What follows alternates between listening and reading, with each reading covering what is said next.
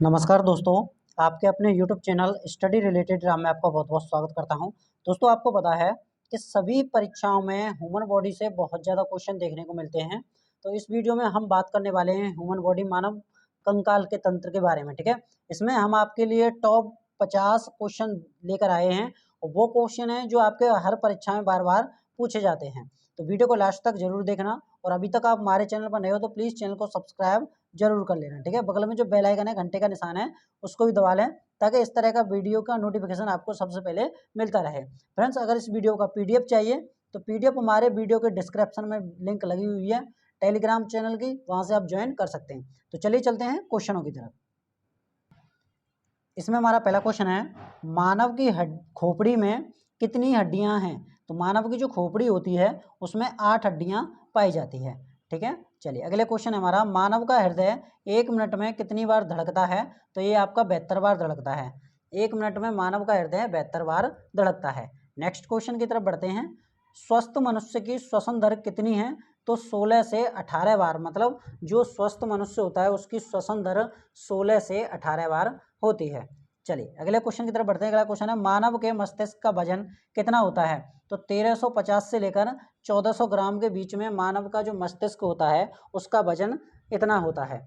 अगला क्वेश्चन है हमारा, मानव शरीर की सबसे बड़ी हड्डी कौन सी है? तो फीमर हड्डी है। और ये कहाँ पर पाई जाती है फ्रेंड्स? तो ये आपकी जांघ में पाई जाती है, ठीक है? चलिए अगले क्वेश्चन की तरफ बढ़ते हैं। अगला क्वेश्चन है हमारा कि सबसे छोटी हड्डी कौन सी है? तो आपको बता दें जो हमारे ह्यूमन बॉडी में सबसे छोटी हड्डी है आपकी स्टेमीज, और ये कहाँ पर पाई जाती है? मध्य कर्ण में पाई जाती है, मतलब कान में पाई जाती है। मानव शरीर की सबसे मजबूत हड्डी कौन सी है? जबड़े की हड्डी होती है। जो आपके दांत होते हैं, दांत के नीचे आपका जबड़ा होता है, वही आपकी सबसे मजबूत हड्डी होती है पूरे शरीर की, ठीक है? शरीर का सबसे कठोर तत्व कौन सा है तत्व? तो एनामिल है। क्या है? एनामिल इसका राइट आंसर हो जाएगा। अगला क्वेश्चन है हमारा, मनुष्य के सौंदर्य का अध्ययन क्या कहलाता है? तो कैलोलॉजी कहलाता है। क्या कहलाता है? कैलोलॉजी कहलाता है। नेक्स्ट क्वेश्चन की तरफ बढ़ते हैं, सामान्य मनुष्य का रक्तचाप कितना होता है? तो 120/80 मिमी होता है। कितना है? 120/80 मिमी होता है, ठीक है? तो फ्रेंड्स, ये क्वेश्चन वो क्वेश्चन है जो आपकी प्रत्येक परीक्षा में बार बार रिपीट होते हैं और ये वीडियो आपको बहुत हेल्पफुल दिलाने वाली है। जिन स्टूडेंटों का आगे एसएससी एमटीएस का एग्जाम है वो इस वीडियो को जरूर देखकर जाएं। अगर आपको पीडीएफ चाहिए तो पीडीएफ हमारे टेलीग्राम चैनल पर मिल जाएगा। टेलीग्राम चैनल की लिंक वीडियो के डिस्क्रिप्शन में लगी हुई है, ठीक है? यहाँ से आप ज्वाइन करके पीडीएफ डाउनलोड कर सकते हैं। चलिए अगला क्वेश्चन है हमारा, शरीर में रक्त परिभ्रमण में कितना समय लगता है? तो 23 सेकंड लगता है। कितना लगता है? 23 सेकंड लगता है। मानव के शरीर में जल की मात्रा कितनी होती है? तो 65 से 80% मानव के शरीर में जल की मात्रा होती है। जो मानव के शरीर में जल होता है वो कितने परसेंट पाया जाता है? तो 65 से लेकर 80% के बीच में। कितना? 65 से लेकर 80% के बीच में मानव के शरीर में जल पाया जाता है।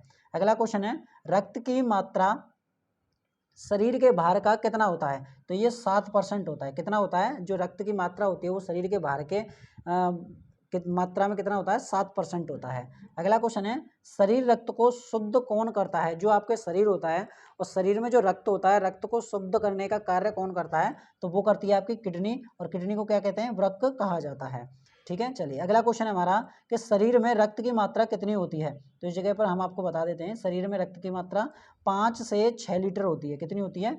5 से 6 लीटर होती है। स्वस्थ मनुष्य के शरीर में रक्त की मात्रा कितनी होती है? 5 से 6 लीटर होता है।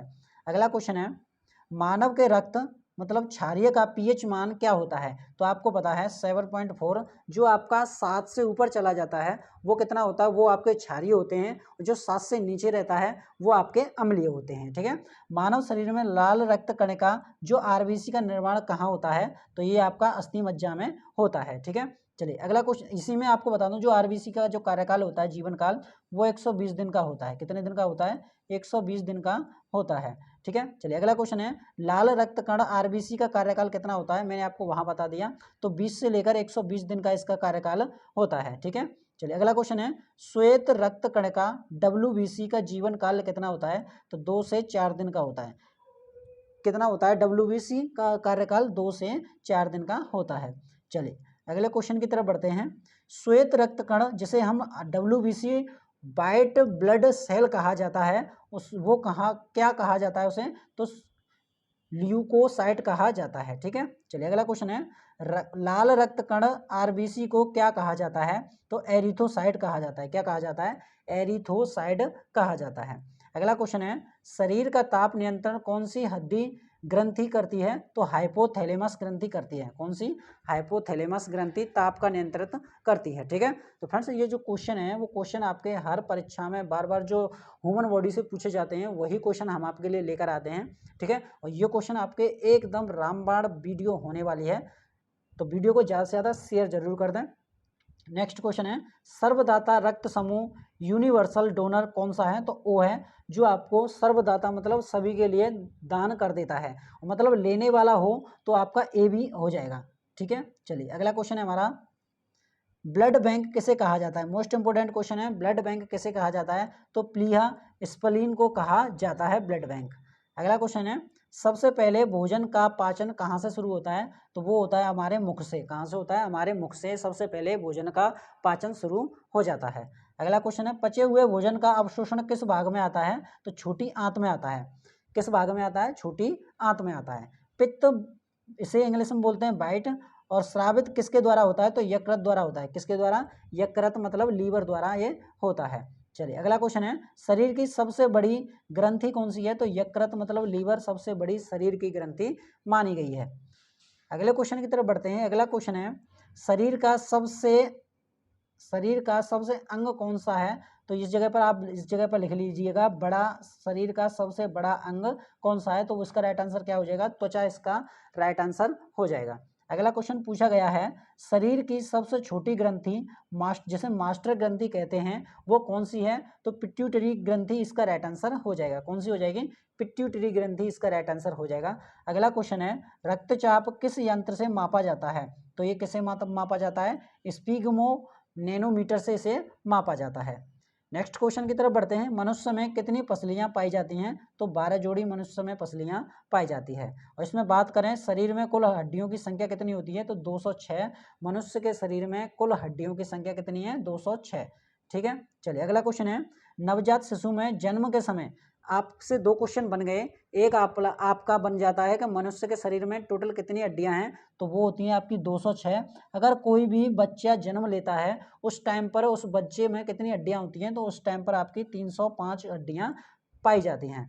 मनुष्य शरीर में अगला क्वेश्चन बोल रहा है, शरीर में मांसपेशियों की कुल संख्या कितनी होती है, तो 639 यहाँ पर शरीर में जो मांसपेशियां होती हैं वो 639 होती हैं। अगला क्वेश्चन है, हमारे लार में कौन सा एंजाइम पाया जाता है, तो टाइलिन एंजाइम पाया जाता है। मोस्ट इंपोर्टेंट क्वेश्चन है, इसको आप स्टार लगा के रखना।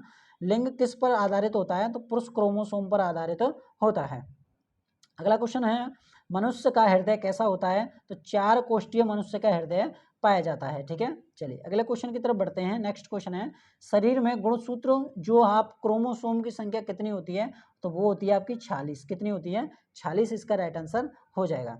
नेक्स्ट क्वेश्चन है, शरीर की सबसे बड़ी कोशिका कौन सी है, तो तंत्र का तंत्र शरीर की सबसे बड़ी कोशिका है। ठीक है, तो ये क्वेश्चन जो है आपके वो मोस्ट इंपोर्टेंट क्वेश्चन है, वो आपकी जो ह्यूमन बॉडी है, ह्यूमन बॉडी से आपके ये क्वेश्चन आपके बार बार पूछे जाते हैं। ठीक है, तो इसको आप जरूर में ध्यान रखना और वीडियो को ज़्यादा से ज़्यादा शेयर जरूर कर देना। अगला क्वेश्चन बन रहा है आपका, RH फैक्टर की खोजकर्ता कौन है, तो लैंड स्टीनर एवं वीनर इसका राइट आंसर हो जाएगा। अगला क्वेश्चन है, शरीर में अमीनो अम्ल की संख्या कितनी है, तो कितनी है, 20 अमीनो अम्ल पाया जाता है हमारे शरीर में। शरीर में प्रतिदिन मूत्र कितना बनता है, तो 1.5 लीटर मूत्र बन जाता है प्रतिदिन का। ठीक है, अब आपसे बात करें, जो आपके शरीर में जो मूत्र बनता है, मूत्र से बदबू आती है, वो किसके कारण आती है, तो मूत्र में क्या होता है, तो मूत्र में आपका यूरिया पाया जाता है, जिसके कारण उसमें मूत्र से गंध आती है।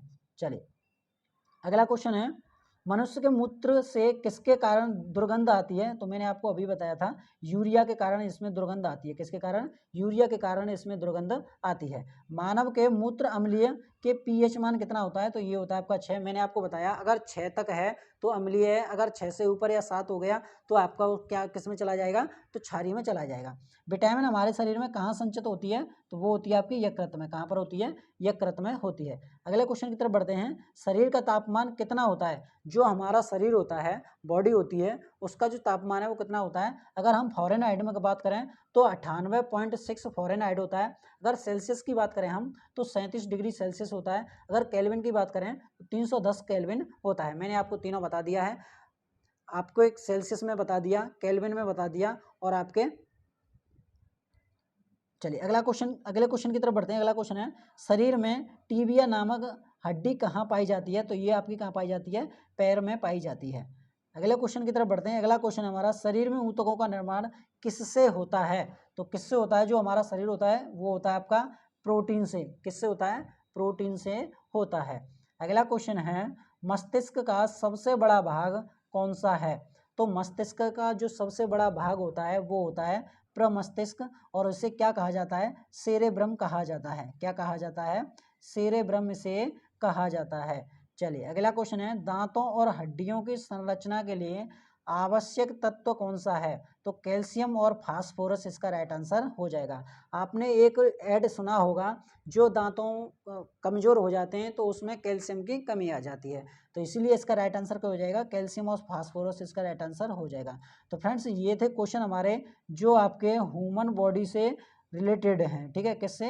ह्यूमन बॉडी से रिलेटेड हैं। अगर वीडियो आपको हमारी अच्छी लगी तो प्लीज़ चैनल को सब्सक्राइब कर लें, बगल में जो बेल आइकन है, घंटे का निशान है, उसको भी दबा लें ताकि इस तरह का नोटिफिकेशन आपको सबसे पहले मिलता रहे। और फ्रेंड्स अगर इस वीडियो का पीडीएफ चाहिए तो पीडीएफ हमारे टेलीग्राम चैनल पर मिल जाएगा। टेलीग्राम चैनल की लिंक वीडियो के डिस्क्रिप्शन में लगी हुई है, आप वहां से ज्वाइन कर सकते हैं। और आपको बता दूं, जो आपका एसएससी का एग्ज़ाम होने वाला है एमटीएस का, वो आपका 2 मई से स्टार्ट होने वाला है, तो उसका एनालाइज और हम आपके लिए मोस्ट इंपॉर्टेंट पीडीएफ भी यहीं से प्रोवाइड कराएंगे इसी चैनल से। तो वीडियो को ज़्यादा से ज़्यादा शेयर कर दें और चैनल को सब्सक्राइब करके रखें ताकि जब भी हम कोई वीडियो लेकर आएँ तो आपको नोटिफिकेशन सबसे पहले मिलता रहे। मिलते हैं नेक्स्ट वीडियो में, तब तक के लिए जय हिंद, जय भारत।